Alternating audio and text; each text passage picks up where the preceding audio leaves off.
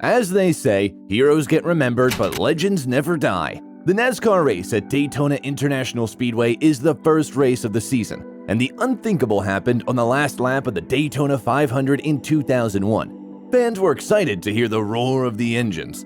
On February 18, 2001, almost 200,000 people were in the stands, and they will likely never forget it. The headlines the next day said it all. Racing loses a giant. Dale Earnhardt, also known as the Intimidator, Ironhead, and Man in Black, had died after a crash on the last lap in the Daytona 500 on February 18, 2001. It was the crash heard around the world and broke the hearts of NASCAR fans everywhere.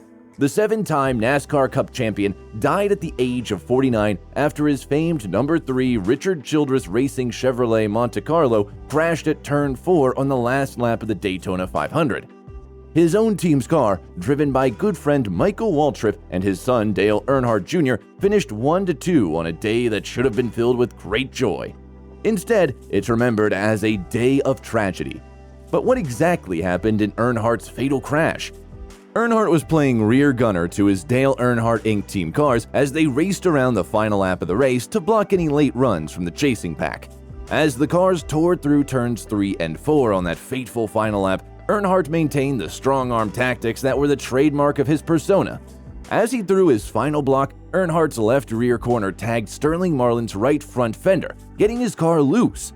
Earnhardt battled for control, his car clipping the apron, unsettling it still further, and so it began to spin clockwise, moving up the track and across the bows of the closely following Rusty Wallace and Ken Schrader.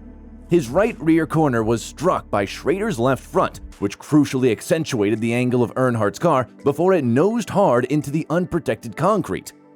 Although it appeared to be a regular NASCAR crash at the time, the impact at this angle was devastating for the occupant. As his and Schrader's cars spun down the track in unison, Earnhardt's right rear wheel parted company, an indicator of the violence that had shaken through the vehicle.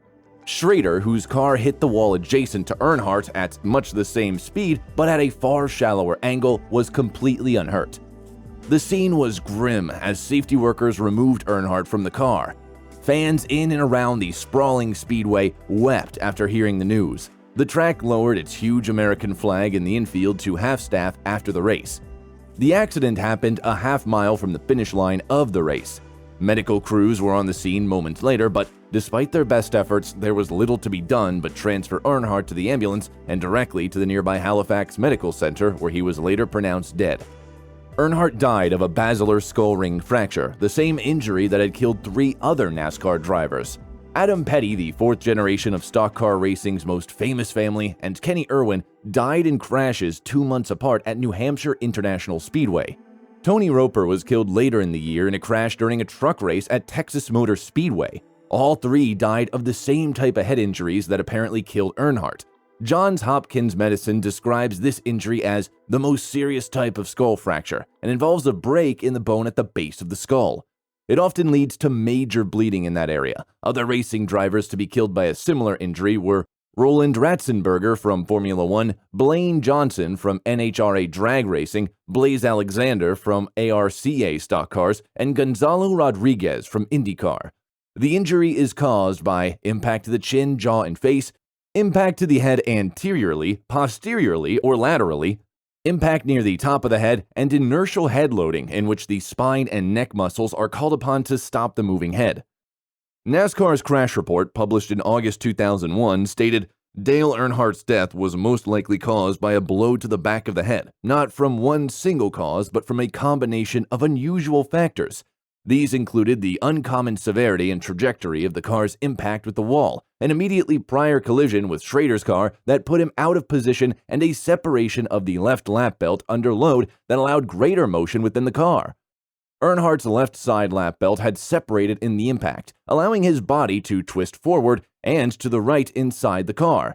His autopsy revealed the underside of his chin had impacted the steering wheel, and he'd suffered a second blow to the back of his head as he rebounded from the impact back into his seat, which displayed scuff marks on the head surround area. Earnhardt's open-faced helmet had rotated forwards when he hit the wall, exposing the back of his skull. He shunned any head and neck safety restraint, unlike some of the drivers in the field that day. His non-fatal injuries were 8 broken ribs, a broken left ankle, and a fractured sternum.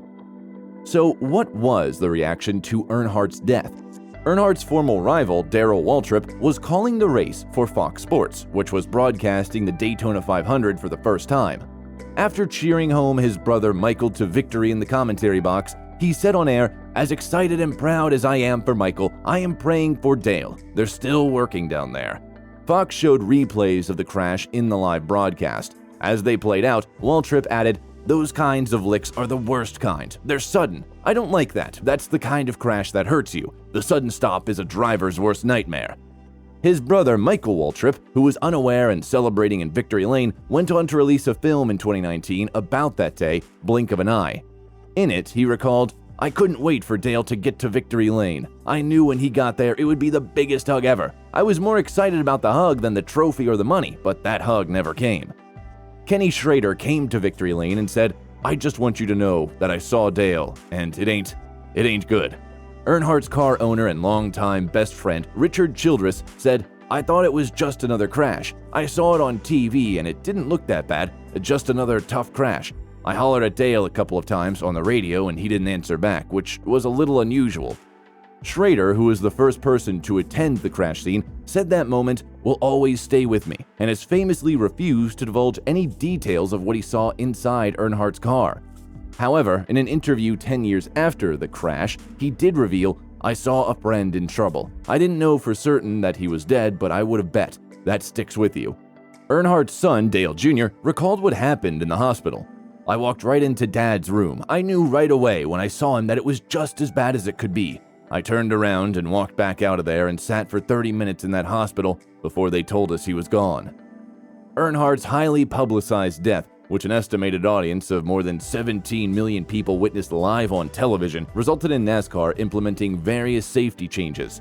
Once its extensive crash report was released, which included a number of investigation avenues and crash scenario reenactments, it embarked on a number of projects that included the creation of an R&D center in Concord, North Carolina.